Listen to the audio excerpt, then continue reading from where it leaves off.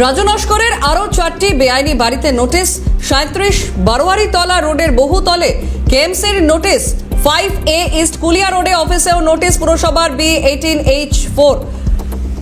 বারোয়ারিতলা রোডের বহুতলে notice. B18/H/5 বারোয়ারিতলা রোডের বহুতলে notice.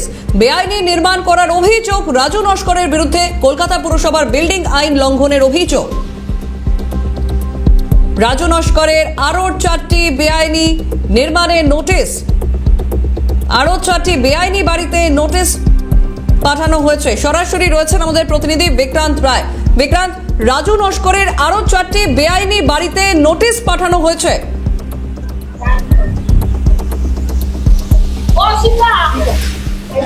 একদমই তাই।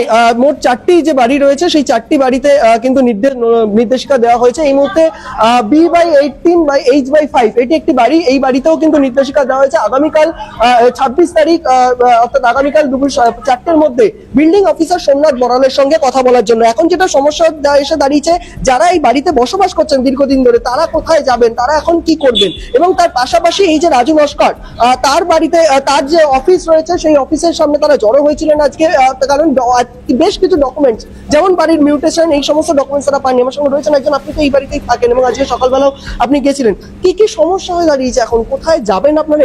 ওখানে তো আপনার নোটিশ দিয়েই গেছে, 401-এর নোটিশ। সেই অনুযায়ী আমাদের যাবতীয় ডকুমেন্টস নথি ওনাদেরকে আগে দেখাতে হবে, কিন্তু বেশ কিছু নথি তো নেই, যেটার জন্য আপনারা এখনো। থেকে বড় জিনিস হচ্ছে আপনার বাড়ির প্ল্যানিংটা, যেটা ওনাদেরকে কর্পোরেশনে জমা দিতে হবে, সেই জিনিসটাই নেই। সেটার জন্যই আমরা ওনাদের কাছে বারবার গেছিলাম। ওনারা বলেছিল 11টার সময় ওনাদের অফিসে আসতে, তাহলে ওনারা আমাদেরকে প্রোভাইড করবেন ডকুমেন্টসগুলো। এখন আমরা যখন যাই তখন গিয়ে দেখি ওনাদের অফিস বন্ধ। ইভেন এমনকি ওনাদের বাড়িতেও যাই, তারা নেই। মানে পরিষ্কার কথা, পলাতক। এখন আমরা কাকে ধরবো? এবার আমাদের কালকে হিয়ারিংয়ের ডেট আছে, তো আমরা তো এমনি এমনি যাবো না। ওখানকার যে চিফ এক্সিকিউটিভ ইঞ্জিনিয়ার রয়েছেন, উনি তো আর আমাদের মুখ দেখার জন্য ডাকেননি, ডকুমেন্টস শো করতে হবে। ডকুমেন্টসই যদি না থাকে আমরা গিয়ে ওনার সঙ্গে কি কথা বলবো? থানায় তো আপনারা গেছিলেন, থানার দ্বারস্থ হয়েছিলেন, কি জন্য? একটা কমপ্লেন দিয়েছে সবাই। এখনো ওনারা আছেন, বাড়ির ভাড়াটে আরো বাড়ির যে বাড়িওয়ালা রয়েছেন, ওনারা একটা কমপ্লেন দিচ্ছেন যে এই রাজু নস্করের আপনার অফিস থেকে এই নথিগুলো যাতে উদ্ধার করে দেওয়ার ব্যবস্থা করা হয়, সেই মর্মে একটা কমপ্লেন ওনারা সম্ভবত করছেন। দেখা যাক এবার থানা কতটা সহযোগিতা। কতদিন ধরে রয়েছেন আপনারা এই বাড়িতে? এই বাড়িতে তো এখানকার মোটামুটি 50 বছর 70 বছরের ভাড়া। এই ফ্ল্যাটটা তো এই কিছুদিন হলো, এই 1-1.5 মাস হয়েছে। ঠিক আছে, আমরা সবে জাস্ট শেষে ঢুকেছি। এখানে কত করে, এখানে ফ্ল্যাট কিনতে গেলে কত করে টাকা নিয়েছে রাজু নস্কর, মানে স্কোয়ার ফিট অনুযায়ী এক্সাক্ট তো বলতে পারবো না, তাও মোটামুটি ধরুন ওই 34 বা 4000 টাকা স্কোয়ার ফিট এরকম। স্কোয়ার ফিটের রয়েছে এটা আমি স্কোয়ার ফিট বলতে পারবো না, বাট এরিয়াটা আমাদের এই এরিয়াটা ওই 3 কাঠার মতো হবে। মানে এই গোটা বিষয়টা নিয়ে তো আশপাশে আরো বেশ কয়েকটি বাড়িতে উন্নত হচ্ছে। মানে আপনারা তো যথেষ্ট আতঙ্কিত, কারণ আপনারা এখন তাহলে কি করবেন? কারণ বেশ তো এখানকার 70 বছরের ভাড়াটে। আমরা যদি আমাদের আধার কার্ড থেকে শুরু করে সব ডকুমেন্টস নথি, আমাদের স্কুলের যাবতীয় ডকুমেন্টস সব এই বাড়ির অ্যাড্রেসে। এখন যদি এই বাড়ি থেকে আমাদের চলে যেতে হয়, আমাদের ডকুমেন্টসগুলো তো ফেক হয়ে যাবে।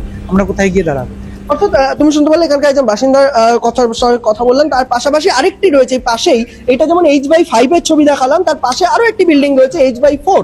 এই বিল্ডিংটাও কিন্তু একটি নির্মীয়মান বহুতল, যেটি রাজু নস্করের যে বিষয়, রাজু নস্কর যে প্রমোটিং, তার হাত ধরে এটা প্রমোটিং হচ্ছিল। এবং সেই জায়গা থেকে দাঁড়িয়ে এখানেও কিন্তু কাজ বন্ধ করার জন্য কিন্তু নির্দেশিকা দেওয়া হয়েছে। এবং এর পাশাপাশি এই বেলেঘাটারি ইস্ট কুলিয়া রোড, সেখানে 5/A ইস্ট কুলিয়া রোড, এবং এর পাশাপাশি 37 বারোয়ারিতলা রোড, এই দুটো বাড়িতেও, দুটো এলাকার ঠিকানাতেও কিন্তু যে বহুতল রয়েছে সেই বহুতল ভেঙে ফেলার নির্দেশিকা দেওয়া হয়েছে। এবং এর পাশাপাশি 5/A স্কুলিয়া রোডেই কিন্তু একটি বাড়িতে বেশ কিছুদিন আগে নির্দেশিকা দেওয়া হয়েছিল, এবং সেখানে রাতারাতি সেই বাড়িতে কোনো নির্দেশিকা দেওয়ার পর সেই বাড়ির পক্ষ থেকে কোনো বৈধ কাগজ দেখানো হয়নি বা কিছু দেখানো হয়নি, ফলে রাতারাতি বুলডোজার এনে সেই বাড়িতেও কিন্তু ভেঙে ফেলার কাজ চলছে। এবং গোটা এলাকায় সিআরপিএফ বা কেন্দ্রীয় বাহিনীর নিরাপত্তা রয়েছে, যাতে কোনো রকম অপ্রীতিকর পরিস্থিতির সৃষ্টি না হয়। অর্থাৎ এই গোটা যে ছবিটা, এই ছবিটা দেখার পর এলাকার যে বাসিন্দারা, বলবো এটা দেখাতে জনমন্ডল এলাকার বেশ কয়েক যারা এখানকার বাসিন্দারা রয়েছেন তারাও এখানে রয়েছেন।